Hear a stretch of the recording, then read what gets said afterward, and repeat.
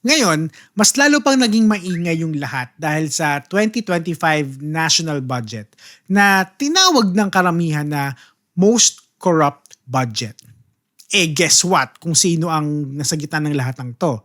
Siyempre, ang appropriations chair mismo.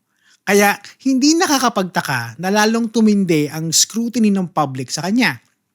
Kasi nga, kung yung mismong budget ng bansa questionable na sa mata ng maraming tao, automatic na pati yung pangalan ng taong nagmanipula at nag-approve niyan, for sure, matindi rin ang magiging spotlight sa kanya. So syempre, the bigger the budget, the bigger the buzz. Kaya hindi nakakapagtaka na maraming public discussions at reports ang lumalabas tungkol kay Zaldico. May mga nagsasabing questionable daw ang transparency ng ilan niyang projects. May iba namang confused to, nagtataka bakit lagi siya yung konektado sa malalaking contracts na to.